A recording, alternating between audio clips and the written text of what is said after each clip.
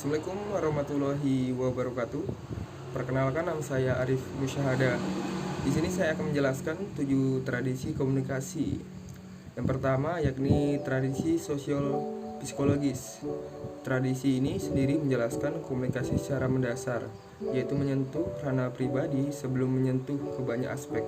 Tujuannya yakni untuk dapat melihat berkaitan bagaimana situasi sosial yang akan berdampak sekaligus mempengaruhi pada bagaimana melakukan penilaian atas seseorang, dan memiliki potensi bisa disebabkan karena faktor kepercayaan. Contohnya yakni ketika orang lain yang bertanya dengan nada halus dengan lembut kepada orang lain, maka orang tersebut memiliki relasi yang baik dengan orang lain. Begitu juga sebaliknya. Yang selanjutnya, tradisi fenomenologi. Komunikasi itu seperti pengalaman diri.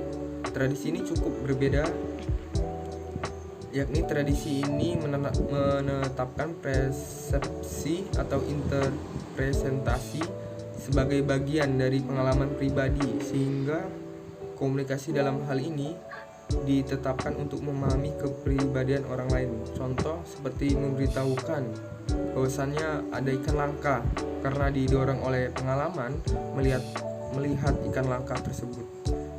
Dan juga saat masih kecil, orang dewasa menganggukkan kepala. Seiring waktu, bahwa tahu menganggukkan kepala diartikan memberikan pesan iya atau menerima. Selanjutnya, tradisi semiotik. Tradisi ini berfokus pada penyelidikan simbol-simbol yang terdiri atas sekumpulan teori tentang bagaimana tanda-tanda menginterpresentasikan situasi, perasaan, dan kondisi di luar tanda-tanda itu sendiri. Contoh seperti orang dewasa berkumpul dan tertawa adalah tanda ada acara, atau orang dewasa itu sedang bermain. Dan orang dewasa menangis di rumah duka adalah tanda kesedihan. Selanjutnya, tradisi sibernetika merupakan tradisi sistem kompleks yang di dalamnya banyak orang saling berinteraksi, mempengaruhi satu sama lain.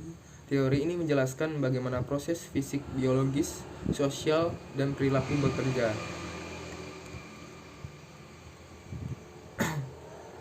Contohnya seperti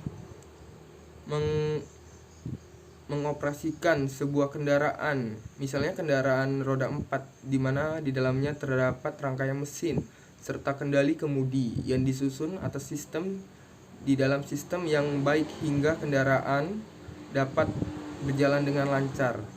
Yang kedua, yang selanjutnya yakni tradisi sosial kultural. Tradisi ini menunjukkan cara pemahaman terhadap makna, norma, peran, atau peraturan yang dijalankan secara interaktif dalam komunikasi.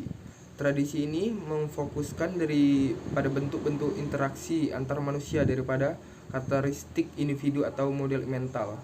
Ada beberapa sudut pandang dalam teori ini lainnya, seperti simbolis dan konturuponisme. Contohnya seperti terdapat buah pisang nih. Orang Sunda menyebutkan caw dan orang Jawa menyebutkan gendeng. Dan selanjutnya tradisi kritis.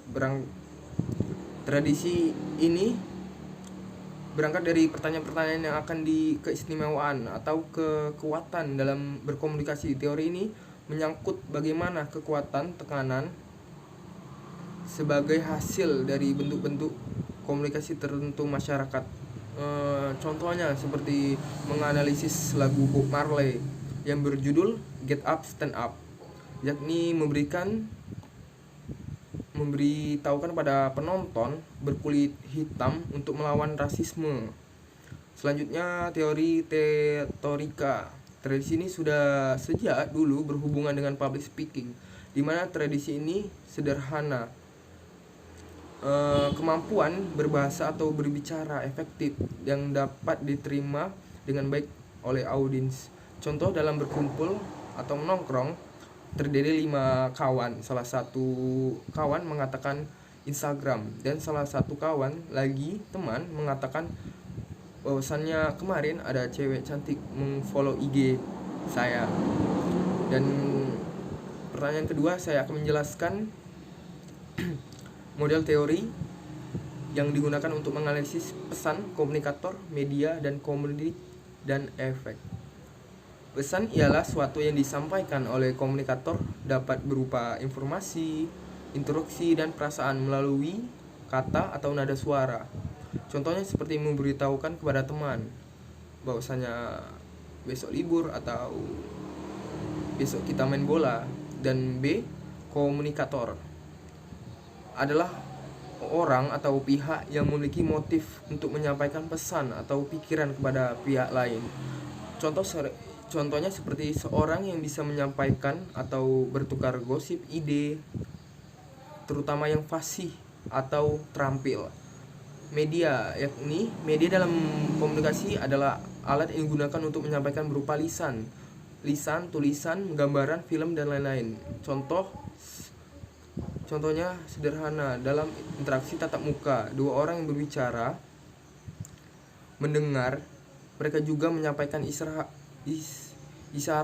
tubuh serta mendapatkan isyarat secara visual. Dan D, komunikan atau penerima pesan adalah orang atau pihak yang dikirim pesan, pikiran, perasaan, dan lain-lain. Komunikasi bisa terdiri dari individu dan organisasi, dan juga orang tidak dikenal. Contohnya seperti komunikan ini seperti tanggal merah di kalender, yang tentu tidak akan menimbulkan beragam masalah. Seperti itulah tanggal merah di kalender. Efek, yakni adalah perubahan yang diharapkan yang terjadi pada komunikan setelah mendapatkan pesan. Contoh, komunikasi selalu memberikan imbas atau dampak atas satu atau lebih orang yang terlihat dalam tindakan komunikasi. Imbas inilah yang menghasilkan sebuah hubungan bisa dianggap dengan komunikasi. Nah, seperti gosip atau membicarakan teman. Ya, sekian dari saya. Bila ada salah kata, saya mohon maaf. Wassalamualaikum warahmatullahi wabarakatuh.